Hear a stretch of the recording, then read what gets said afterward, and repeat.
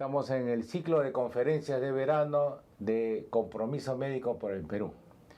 Tengan ustedes una grata bienvenida, bienvenidos a todos los colegas del Perú.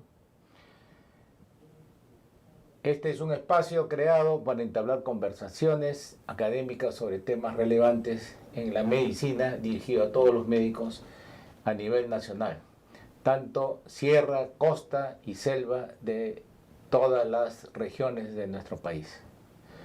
El que habla, le saluda el doctor Raúl César Alegría Guerrero. Soy médico especialista en ginecología y obstetricia y actualmente trabajo en el servicio de obstetricia de alto riesgo del Hospital Guillermo Almenara Irigoyen.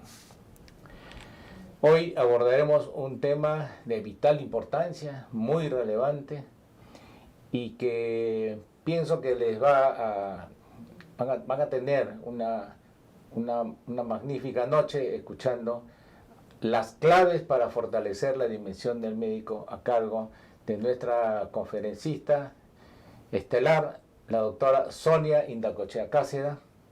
Ella es médico internista del Hospital Edgardo Rebolata Martins, es presidenta de la Sociedad Peruana de Medicina Interna, es una fellow del Colegio Americano de Médicos, tiene magíster en la Universidad Peruana Cayetano Heredia y tiene doctorado en Humanidades en la Universidad de Piura y es investigadora, por supuesto, de la Universidad Ricardo Palma. En un mundo cada vez más complejo, resulta muy importante para los médicos tener herramientas necesarias para tomar decisiones éticas responsables. Sin más preámbulo, vamos a escuchar este maravilloso tema a cargo de la doctora Sonia Indacochea Cáceda y esperemos que estén atentos y puedan hacer sus comentarios o sus preguntas vía chat.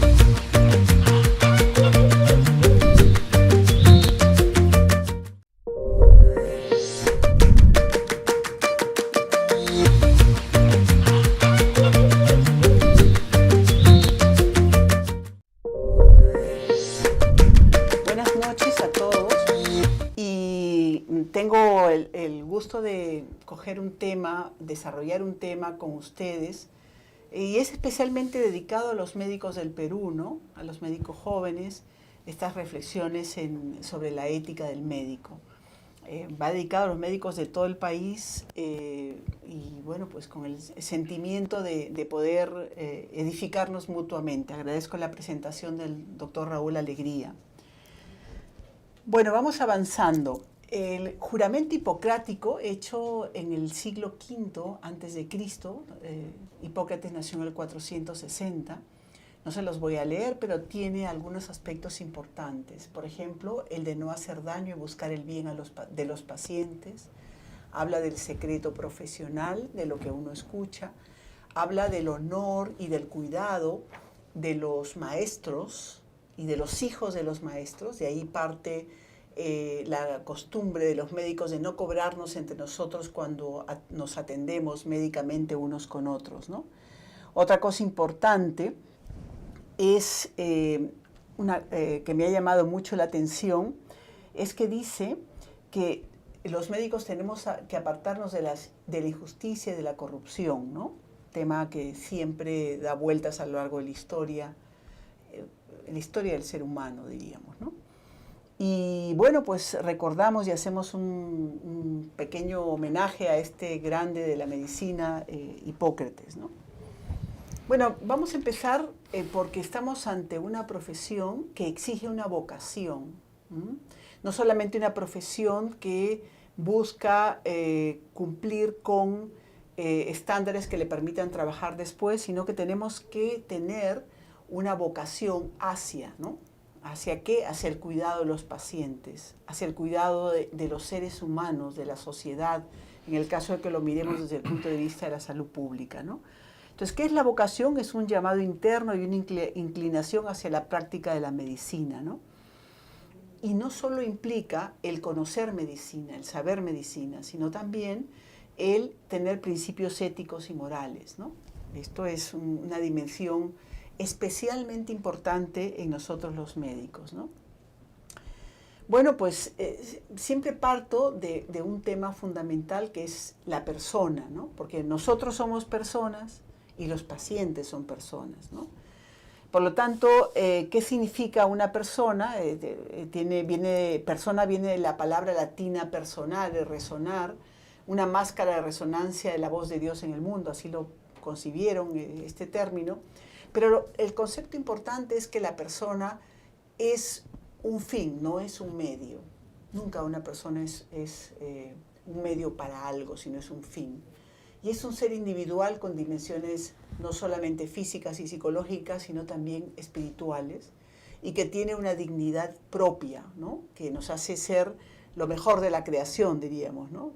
No solamente por tener una racionalidad, por tener un organismo desarrollado, un cerebro, tal, sino porque tenemos una característica de ser las personas, seres espirituales además, ¿no? Bueno, ¿qué es la ética médica, no? Es una disciplina que se preocupa de estudiar los actos que ocurren o que tienen las personas, en este caso los médicos, ¿no? Pero me llamó la atención dos conceptos. Una ética médica individual, que es la que tengo que hacer durante mi ejercicio profesional, y una ética médica social, es decir, cómo nosotros nos comportamos como grupo, como gremio, ante la sociedad, ¿no? ¿Qué comportamiento tenemos, ¿no? Esa dimensión social, veremos que y la dimensión individual también, muchas veces es dañada. Es dañada, ¿por qué? Por algunas inconductas, ¿no? Que podemos tener, ¿no? De ahí en adelante, la ética profesional, ¿qué es? La ética profesional es una actividad personal puesta al servicio de los demás, ¿no? Si bien tiene una dimensión de que digamos, desarrollando una profesión, yo voy a tener, o cualquier persona va a tener algunas ganancias para sí misma, como por ejemplo la posibilidad de vivir, siempre la ética profesional es entendida como un servicio para, ¿no? Y más aún en nuestra profesión, ¿no? Y la responsabilidad profesional es ante quién, ante uno mismo, ¿no? Veamos que existe, y ustedes lo saben, porque vamos a meternos un poquito en la dimensión personal de la ética, existe en nosotros la conciencia de que algo es bueno o es malo. Es decir, no necesitamos que nos lean un código especial, tenemos la conciencia de que me he equivocado o de que he hecho las cosas bien, ¿no?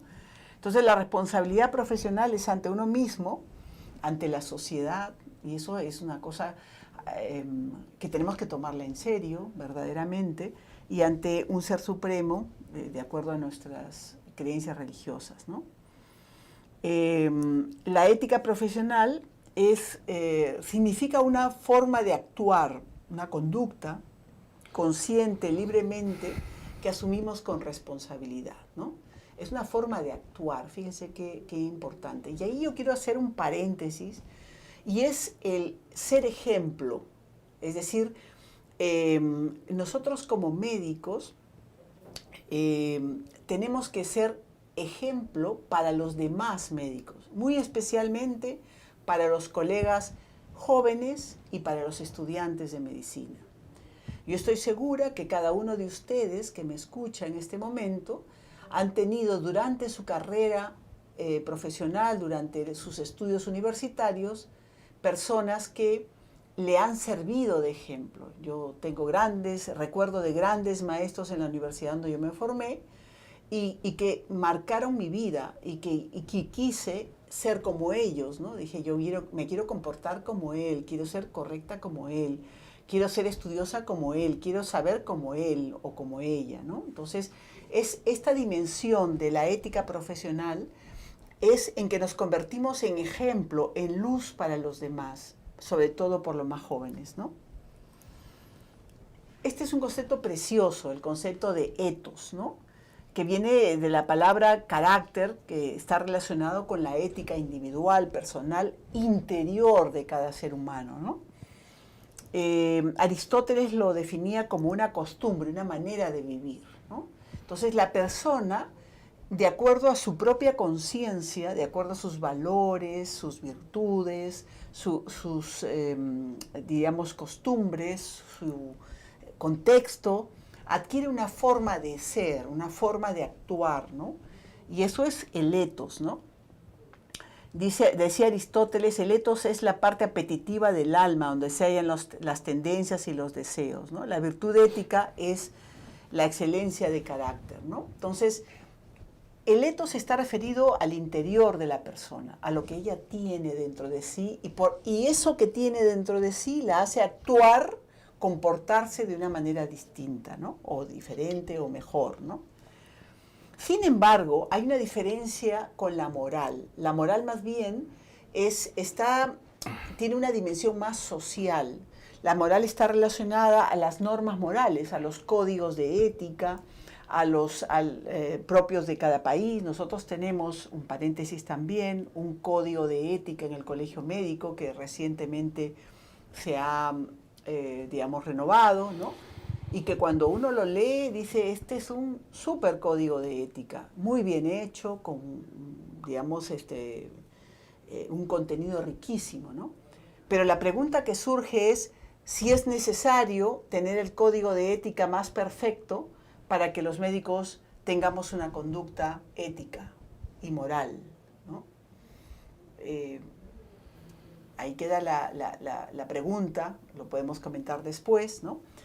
Entonces, la moral sigue, diríamos, marcada por los códigos de ética, por las leyes del país, los códigos internacionales, etc.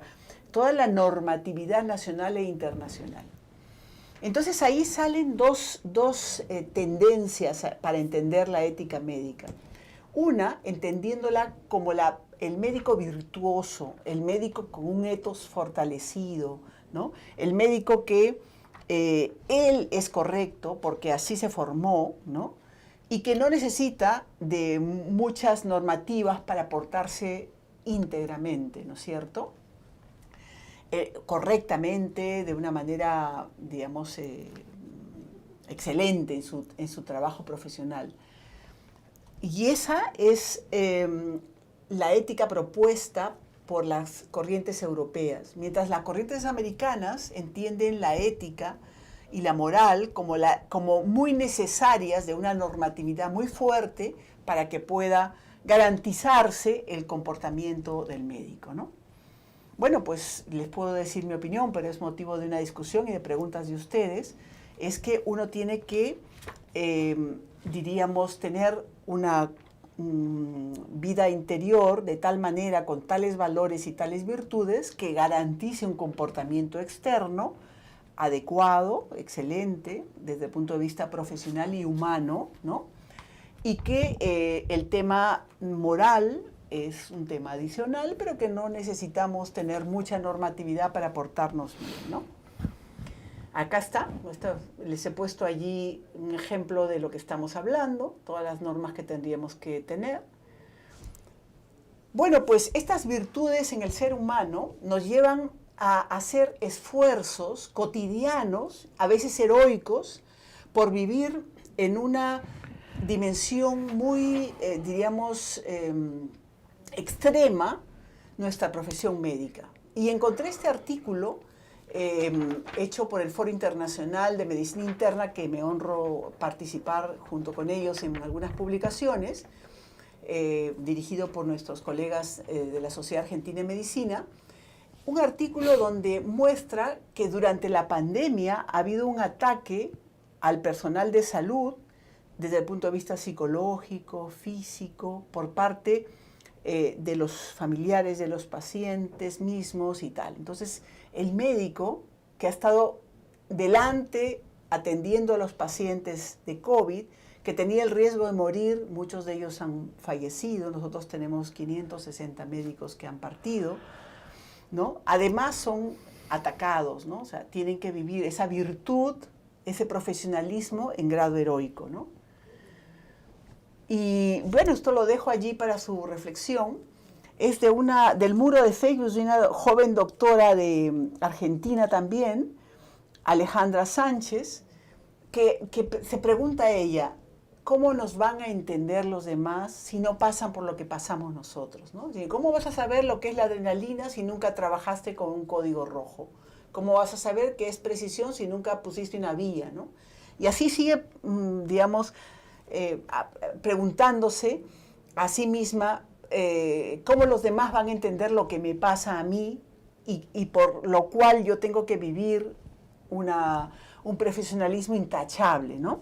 Por ejemplo, ¿cómo vas a saber lo que es el miedo si nunca viste la cara de un padre cuando entra en quirófano su hijo? ¿Cómo vas a saber lo que es la felicidad si nunca viste la cara de los padres de un recién nacido, ¿no? Y así, ¿no?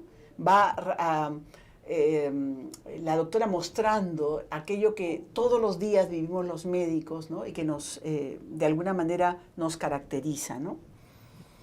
Bueno, las actitudes médicas, yo solamente les voy a hablar buscamos el bienestar del paciente.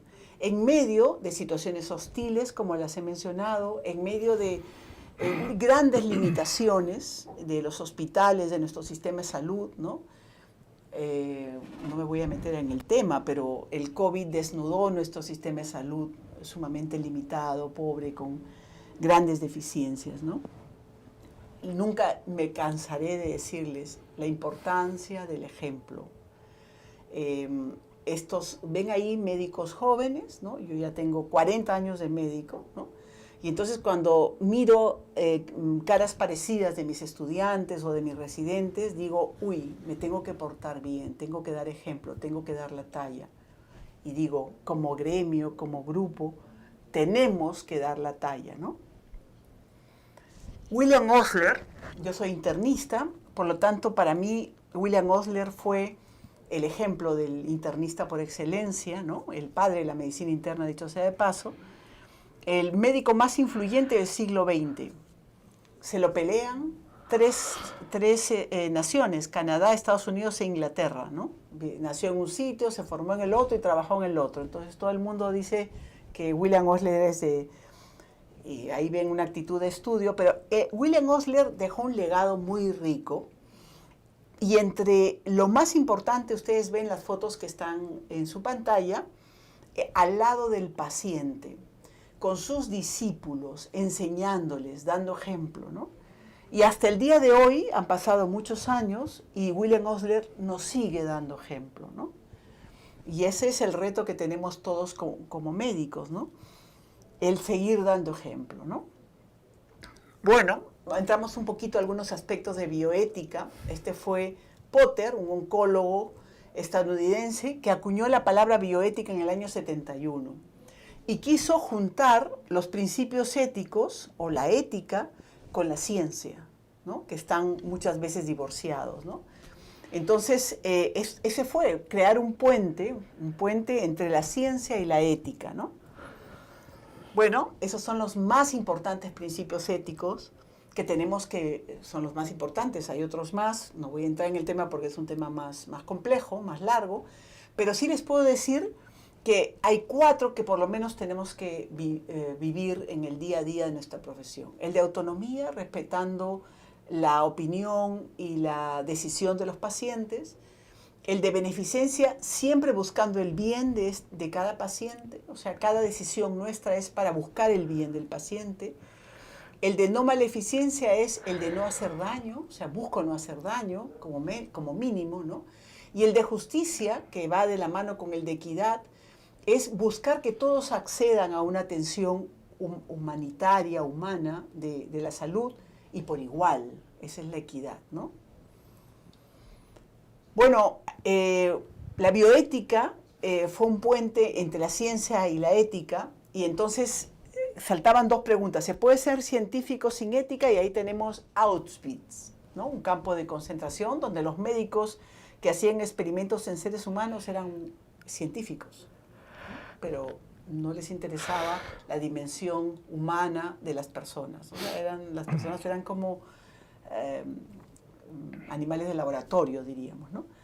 O se puede ser ético sin ciencia, tampoco, ¿no? Eso tampoco, porque diríamos la ciencia está al servicio de las personas, ¿no? Y ya el estar al servicio de las personas hace que tenga una dimensión ética, ¿no? Este fue Mengele, ¿no? No voy a entrar en su vida, pero experimentó con seres humanos que tuvieron grandes consecuencias en su salud y murieron, ¿no? Bueno, ellos querían saber a cuánta altitud, cuánta presión, cuánta hipotermia aguantaban las personas, cuántos días vivían sin tomar agua o sin comer. Bueno, terribles experimentos, ¿no? En fin. Sin embargo, eso fue la Segunda Guerra Mundial. Sin embargo, este es un estudio publicado en una prestigiosa revista en el año 62 que describía la historia natural de la hepatitis A.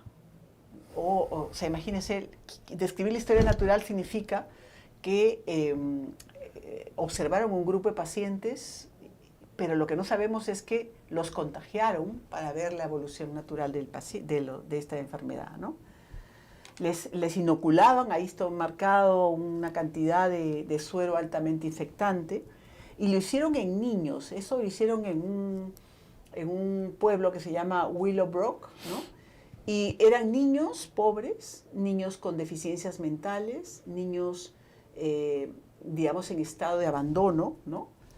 Y bueno, pues tuvo que pedir Clinton perdón por ese experimento que el Estado americano permitió de alguna manera, ¿no? En este momento, no voy a meterme en el tema, pero para contarles, nosotros tenemos que, en la investigación de seres humanos, tenemos que regirnos por la declaración de Helsinki de la Asociación Médica Mundial, ¿no? Que va a considerar el consentimiento informado de verdad, no informado para afirmar, como hacemos algunas veces en los hospitales, donde se considere los riesgos, donde se considera los beneficios que pudiera tener el estudio, donde se considere la voluntad del paciente, ¿no? Y la idea de la investigación médica es buscar el bien, el avance de la ciencia, para que ese avance de la ciencia beneficie a otras personas, ¿no? Esto ya lo hemos comentado. Hay que guardar la privacidad y la confidencialidad. También hemos comentado la importancia del consentimiento informado. Yo les hablé al principio de esta conferencia, que ya en unos minutos terminamos, sobre la ética en su dimensión social.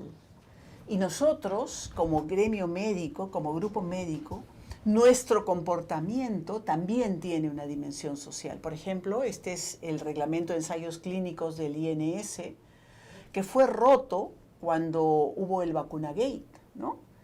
Hubieron varios de sus artículos que no fueron cumplidos, ¿no? Por ejemplo, la protección de los derechos y bienestar de los sujetos de investigación, ¿no? Algunas veces, digamos, no se consideraron, no hubo una buena comunicación, no les llegaron a dar una segunda dosis de refuerzo, en fin, era la vacuna que les tocaba era una vacuna experimental que había que hacer un seguimiento muy cercano, etcétera, ¿no? O sea, y todo eso, como ustedes saben, resultó un escándalo mundial, ¿no? Y bueno, pues decirles que en ese caso no solamente fue un tema político, también fue un tema de escándalo médico, porque hubieran algunas distorsiones en el comportamiento de algunos colegas, ¿no? También hemos tenido recientemente un problema en las elecciones, ¿no?, de nuestro colegio médico. En fin, una serie de vicios, ahí lo están poniendo en la noticia, que nos dañan la ética en esta dimensión social, ¿no? ¿Cómo nos ven las personas, ¿no? Y eso es lo que quiero transmitirles. De nuestro comportamiento sale el cómo nos observan las personas, nuestros colegas jóvenes, nuestros estudiantes, pero cómo nos observa la sociedad, ¿no? Bueno, pues yo quiero, al margen de lo que hayamos podido no hacer tan bien, ¿no? Como sociedad, como personas, como gremio, etcétera, hay que mirar al futuro, ¿no? Para mirar al futuro, yo creo que entre los médicos jóvenes y entre los estudiantes de medicina hay que fortalecer no solo los conocimientos en el tema ético y bioético, sino también promover actitudes éticas a través de discusión de casos con dimensiones o problemas éticos entre la gente joven, ¿no? Para poder darles, diríamos, algunos conceptos que les va a servir en su práctica diaria, ¿no? El fondo está en que tenemos que buscar ser y hacer mejores personas. Y la ética y la bioética es una herramienta más, y es muy importante, para ser mejor persona y para hacer que los demás sean mejor personas. Ese quizás es el tema central de la charla que les quiero dar. Y ese ser y hacer mejores personas es mirar al futuro con optimismo. Y yo confío, cuando miro gente joven, digo, ellos son los que van a cambiar las cosas, ellos son los que van a mejorar la situación del país, de la sociedad, del gremio médico, de la realidad hospitalaria, etcétera, ¿no? Y bueno, finalmente reconstruir la imagen de nuestra institución, del Colegio Médico, sobre cimientos de honestidad, transparencia, liderazgo, etcétera. Y todo esto es una tarea común, una tarea de todos, ¿no? Y a eso los invito, a participar en esta tarea común de todos, de construir un futuro, ¿no? Bueno, pues nada, muchas gracias por su atención y dejo al doctor Raúl Alegría para que podamos continuar. Sí, gracias Sonia, muy bonita, brillante tu exposición. Y bueno, antes de pasar a la segunda parte, tengo que hacer de su conocimiento que al final de la reunión de hoy día vamos a sortear 2 libros. Un libro es La diabetes en la medicina de laboratorio, que aquí está, acá les muestro, y el otro es Trigales. Trigales es un libro que ha escrito la doctora Sonia Necochea. Tengo entendido que son poemas, ¿sí? Poemas. Y La diabetes es un libro técnico sobre diabetes en laboratorio del doctor Luis Edgardo Figueroa Montes. Entonces ustedes pueden inscribirse en el chat, ahí está el link, y van inscribiéndose y al final haremos el sorteo de estos 2 libros, ¿ok?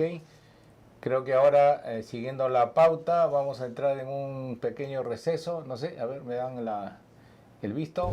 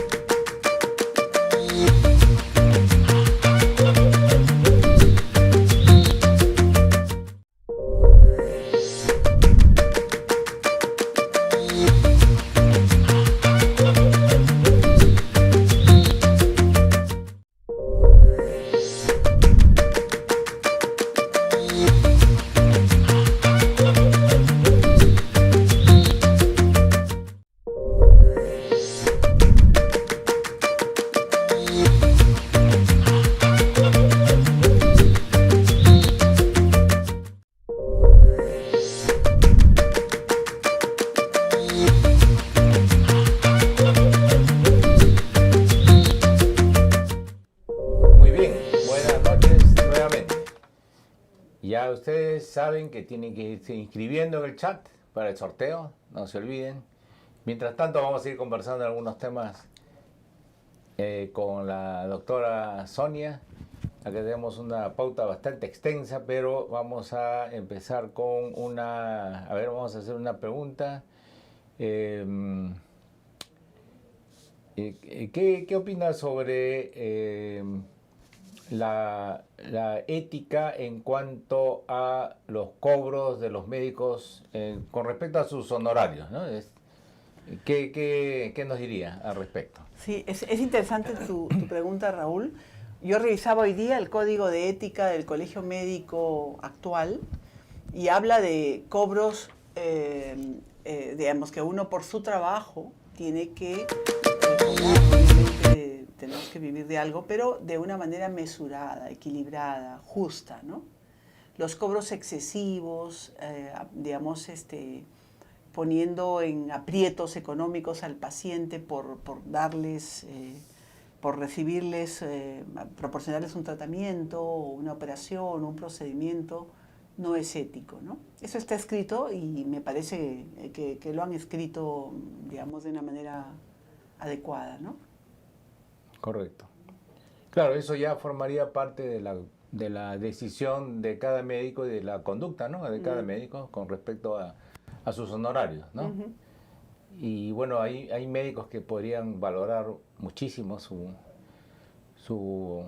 accionar y otros que podrían, por ejemplo, no cobrar, ¿no? Simplemente a determinados pacientes porque, bueno, piensan que de esa manera están ejerciendo de una manera honorable, ¿no? Su profesión, porque si necesita la atención y no tendría medios económicos, entonces bueno, el médico también podría hacer eso, ¿no?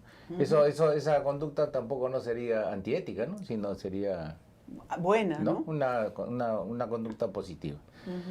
Muy bien. A ver, vamos a ver. ¿Qué pensarías o qué dirías con respecto a si en las universidades los cursos de ética deberían ser obligatorios, ¿no? Para que un médico pueda ejercer la profesión, por ejemplo, una condición. ¿Qué opinas? Sí, o sea, deben ser obligatorios de todas maneras, ética y bioética. Debería llamarse además ética y bioética, o sea, las dos ramas, ¿no? Pero más me preocupa la metodología, ¿no? O sea, como es un curso teórico, ¿no? Muchas veces es dar, digamos, contenido de conceptos, principios, ¿no? Quizás hay que plantear, y seguramente en muchos casos lo realizan así, casos reales, ¿no? O sea, enseñar la bioética y la ética, diríamos, en casos reales, ¿no? Que es lo correcto, describiendo una situación de un médico, un paciente, en fin, un reclamo, un trato con la familia, esto de que la información es confidencial, el secreto profesional, etcétera. Hay muchísimos aspectos que permiten que un caso sea discutido y se aprenda a través de él, ¿no? Entonces los cursos de ética y bioética deberían ser obligatorios, pero deberían ser entretenidos, además, no solo teóricos, sino muy prácticos, ¿no? Correcto. Y aquí, siguiendo esa línea de pensamiento, las instituciones médicas, como por ejemplo las asociaciones o las sociedades científicas, también deberían intervenir, porque claro, una cosa es la formación del médico, ¿no? Y para que ya pueda optar el título o de repente para que pueda ejercer, ¿no? Llevar un curso de ética y aprobarlo, ¿no es cierto? De la manera entretenida como tú estás planteando, bueno, pero igual. Pero ya cuando el médico ya está egresado y forma parte de alguna sociedad científica, estas sociedades científicas también deberían preocuparse por el ejercicio ético y moral de los médicos asociados a estas instituciones. ¿Qué opinas? Sí, mira, es interesante la pregunta porque habría dos aspectos. El aspecto de conocimientos debería fomentarse reforzando conocimientos a través de conferencias, de actividades académicas por las instituciones y las sociedades científicas. Pero el aspecto conductual, ¿no? O sea, sí es responsabilidad del colegio médico, ¿no? Entonces, por ejemplo, las inconductas de algunos médicos, o fomentar, por ejemplo, talleres, ¿no? Allí hay, digamos, una responsabilidad del colegio médico para seguir impulsando el desarrollo de estas disciplinas en los médicos, ¿no? Pero ya más orientadas al aspecto conductual, práctico, ¿no? Por ejemplo, un aspecto interesante sería, por ejemplo, que sean cursos válidos para la recertificación, que tengan un buen puntaje, los cursos de ética, de bioética, que el colegio médico organice, por ejemplo, ¿no? Y que lo hagan práctico, tipo talleres, ¿no? Entonces, estaría el colegio médico continuando la tarea que empezaron las universidades, ¿no? O que tienen que empezar las universidades. Ya, muy bien. Recordando un poco algo con respecto a lo que tú has dicho, por ejemplo, en el salud hubo una campaña hace poco tiempo en realidad, 1 o 2 años, y se llamó así, ¿no? En la parte de intranet, para todos los trabajadores de salud, salía luche contra la corrupción, así, ¿no? Y entonces se impulsó una campaña, ¿no?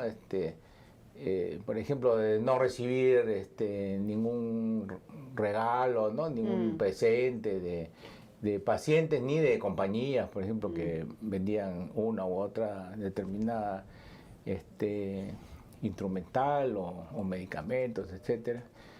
Incluso desde hace muchos años, por ejemplo, en los hospitales está restringido el acceso a los visitadores médicos, ¿no? Que yo me acuerdo cuando era interno, entraban al hospital, pero así en grupos, ¿no? A repartir propaganda, pero esto se restringió desde hace varios años ya, inclusive, y ahora ya se ha impulsado un poco más esto de la lucha contra la corrupción, y así lo ponen, así lo establecen. Y no está permitido, por ejemplo, como parte de la conducta del personal de salud en general, pero también de los médicos, por supuesto, no recibir pues ningún presente, ¿no? ¿Cómo ves tú eso? ¿Está contra la ética? ¿Cuáles serían los límites, ¿no? ¿Hasta dónde estaría bien, digamos, recibir algún presente, pero de repente información, charlas, en fin, etcétera? Porque claro, la parte del ejercicio de la medicina va ligado con la técnica, con la tecnología, ¿no? La tecnología está en manos, pues, indudablemente de laboratorios, de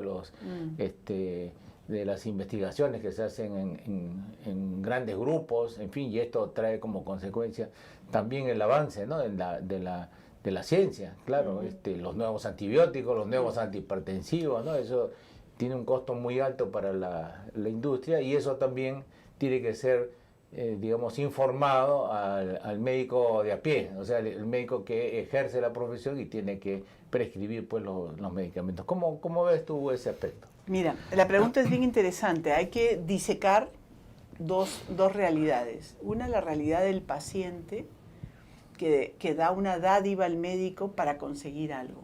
Por ejemplo, quiero que me operen rápido y entonces le doy al jefe de tal o cual especialidad quirúrgica, no sé, una botella de vino, ¿no? Entonces, pero el paciente está buscando, es una dádiva, ¿no? O sea, está buscando algo, ¿no? Eso está prohibido en salud, ¿no?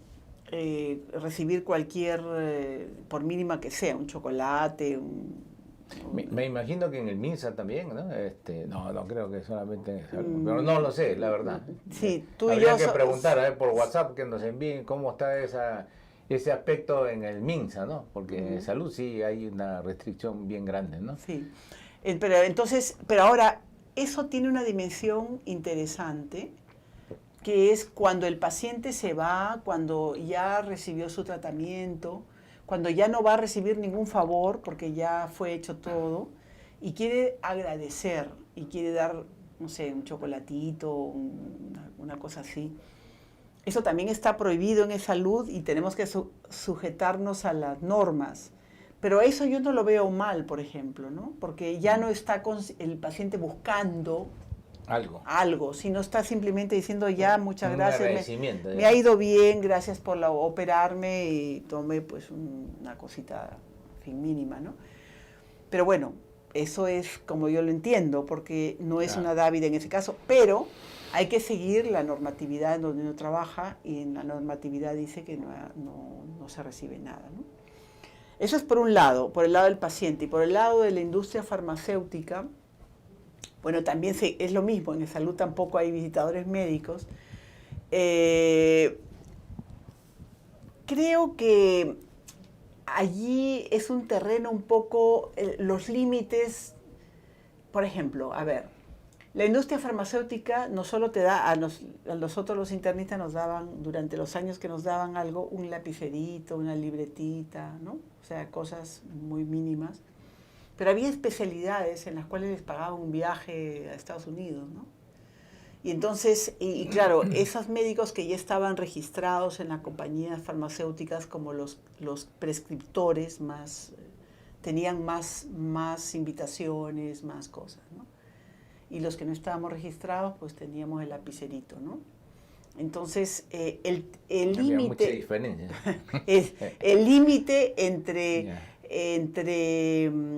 cuando ya esto es una cosa exagerada, descarada y tal, es difícil, ¿no? Porque no se puede diferenciar, ¿no?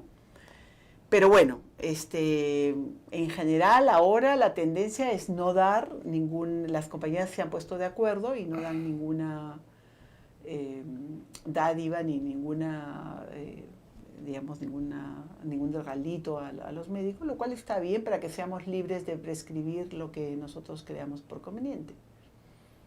Sí, nos da cierta libertad, ¿no? Te cuento que hace muchos años atrás, incluso cuando era interno o residente, digamos, para las fiestas, 28 de julio, Navidad, los pacientes espontáneamente, nadie les pedía nada, pero le llevaban sus regalos a los médicos, ¿no? No sé si cambió esto un poco con respecto al cariño que tiene la gente con los médicos, pero yo veía pues que llevaban sus incluso costalillos de naranjas, ¿no? Increíble, ¿no? Cosas así. Yo mismo hice, por ejemplo, mis serums en Cajamarca por el ejército. Yo fui 2 años asimilado por el ejército y en Cajamarca las personas iban espontáneamente, los campesinos, ¿no? Llevando sus cuyes. Yo ya no sabía qué hacer con los cuyes, pero bueno, ahí llevaban los cuyes, la verdad. Y entonces, pero todo eso ha cambiado, también te voy a decir, ¿no? Ha cambiado y ahora hay restricciones después y hay normas mucho más estrictas, ¿no? En ese sentido. Bueno, acá hay una pregunta que nos envían por WhatsApp. Dice, ¿qué opina de los colegas médicos que se vacunaron y no tienen ninguna sanción actual por el Comité de Ética del Colegio Médico del Perú? Bueno, esta es una pregunta picante, porque el vacunagate estuvo muy en boga, ¿no? El vacunagate así llamado, denominado, y muchos colegas, incluso muy prestigiosos, estuvieron inmersos, ¿no? Bueno, no sé cómo llamarlo, en esta vacunación, digamos, previa a la vacunación que recibió la población en general y los médicos, ¿no? Porque habían médicos, los emergenciólogos que estaban cara a cara con la enfermedad sin ninguna vacuna, ¿no? Y hubo un grupo de personas que se vacunó antes, ¿no? Entonces, a ver, ¿cómo ves este punto? Yo creo que es un punto pesado, ¿eh? Sí. A ver, yo creo que fue una falta, eso es indudable. Diríamos que fue una falta ética, ¿no? El contexto era un contexto difícil, porque estábamos ante un virus que mataba y se morían médicos todos los días, ¿no? Y algunas personas tenían más miedo que otras. Eso lo he visto yo, ¿no? En mi hospital, ¿no? Y yo creo que fue una falta ética que el contexto de temor impulsó a que algunas personas hicieran esto, de vacunarse antes. Eso es lo que puedo decir, ¿no? No puedo negar que sea una falta ética, pero también puedo decir que hubo mucho miedo, mucho temor y mucha gente que moría y uno decía, bueno, seré yo la siguiente, ¿no? Entonces, una de las cosas que podemos concluir, no concluir, sino que tendríamos que tener en cuenta es que a una falta ética también se suman o agravantes o atenuantes, ¿no? En este caso, como en todo juicio, pues es un juicio de valor, no es, no es un juicio de índole penal, ¿no? Sino es un juicio de índole del comportamiento, ¿no? Entonces, también igual en lo legal o en lo ético hay agravantes y hay atenuantes. Entonces, y además las personas también tienen derecho a defenderse, porque ellos tienen el derecho de exponer por qué lo hicieron, ¿no? En todo caso. A veces de afuera se ve en forma muy drástica, ¿no? Hay personas que dicen, no, hay que expulsarlos, hay que, no sé, pues sancionarlos de alguna manera muy drástica. Y otros más bien piensan, bueno, cometieron una falta, sí, pero bueno, tienen atenuantes, ¿no? Es difícil tomar una decisión al final de cuentas, ¿no? Y cuando se ha formado parte de estos comités de ética y de asuntos contenciosos, también hay un aspecto que se toma en cuenta, que es la reiteración. La reiteración, o sea, ¿es la primera falta o ya ha habido faltas reiteradas, ¿no? Entonces es otra cosa que se toma en cuenta. Y después sumando y restando todo y escuchando a la persona que que es, digamos, evaluada, ¿no? En este contexto de la falta que se ha cometido, debería al final, si ya se ha cometido una falta, debería tener una sanción. O sea, porque tampoco lo otro, es decir, no pasó nada, ¿no?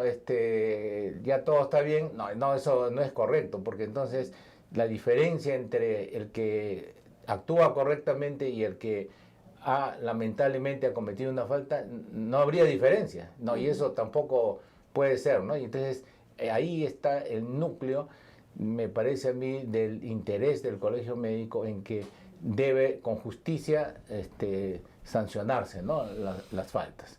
Porque no sancionar la falta también es una falta en sí, ¿no? Entonces, como te darás cuenta, no es tan sencillo muchas veces, pero de hecho yo también opino que hubo falta y debió haber sanción, sino que también tiene un procedimiento largo, porque incluso pueden cambiar de autoridades, ¿no?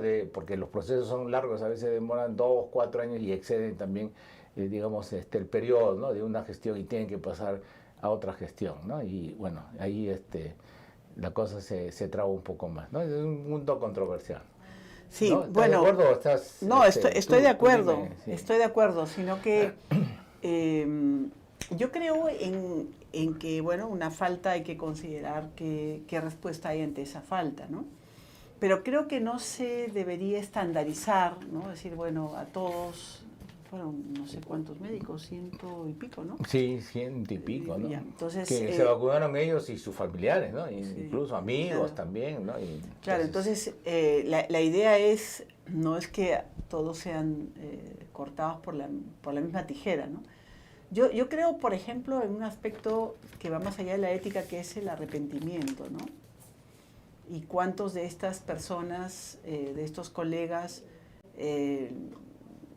se han arrepentido de aquello, ¿no? Y entonces sí consideraría la actitud del médico, ¿no? Yo personalmente he visto mucho temor en las personas, ¿no?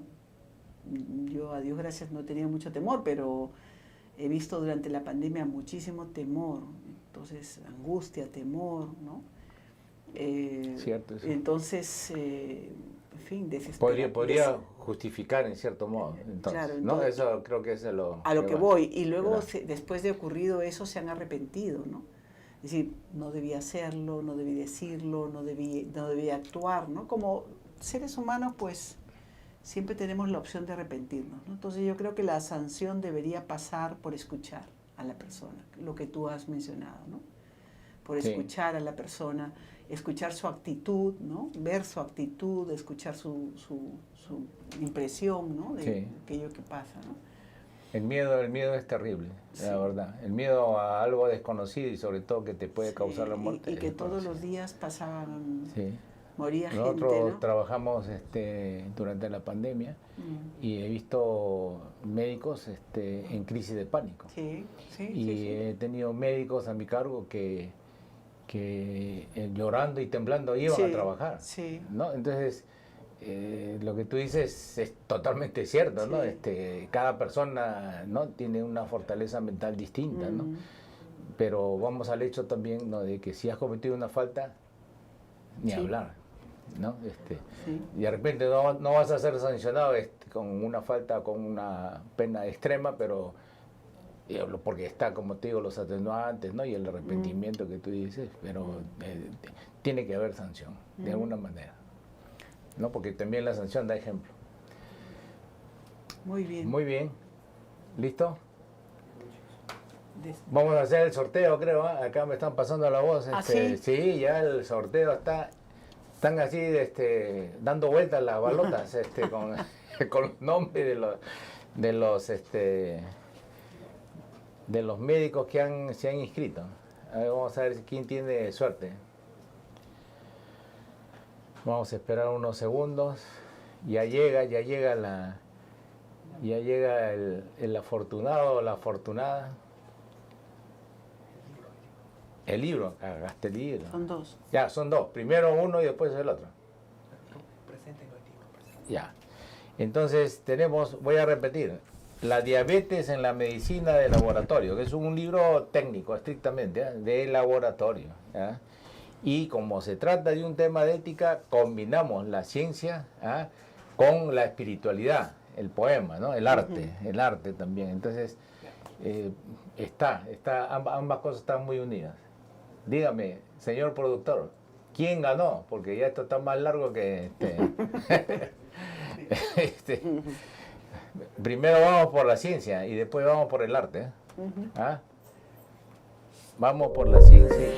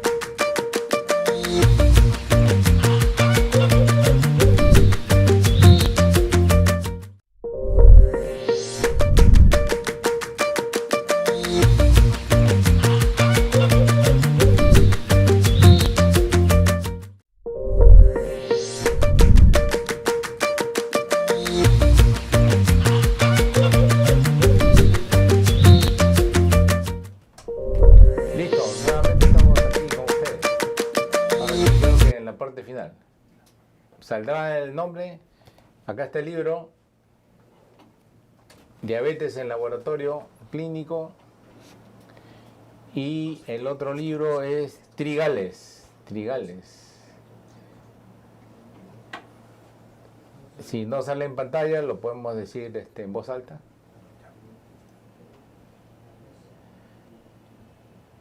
Es que están dando vueltas y vueltas a la... ¿Cómo se llama? El ánfora. El ánfora está que da vueltas y vueltas y no sale la bolota. Olelo, ¿no? Ya. Voy a empezar el sorteo. Ya empieza la última vuelta. Ya, ganador, libro del doctor Figueroa. Ahí va. Muy bien.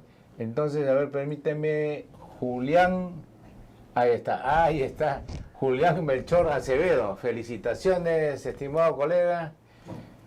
Acá un abrazo fraterno de la lista 8 de Compromiso Médico. No se olviden que el 3 de marzo hay que votar y hay que hacer votar también. ¿Listo? Y el otro ganador, en este caso de la doctora Indacochea, el poemario Diego Antonio Vigo Alvarado. Es el ganador, así que son los felices ganadores y felicidades pues a los dos ganadores. ¿Eh? ¿Cómo Muy lo bien. recogen? Ya, la producción entonces se pondrá de acuerdo para que estos médicos recojan sus libros. Bueno, muchas gracias, Sonia, muchas gracias. Muchas gracias, Brillante Raúl. tu exposición y muchas gracias a los administradores pues que han hecho un esfuerzo enorme para que salgamos en todo el Perú. Gracias de Muy mi bien. parte. Nos Muchas vemos el gracias. 3 de manera virtual para la elección y contamos con su apoyo. Lista 8. Eso esperamos. Saludos. Gracias.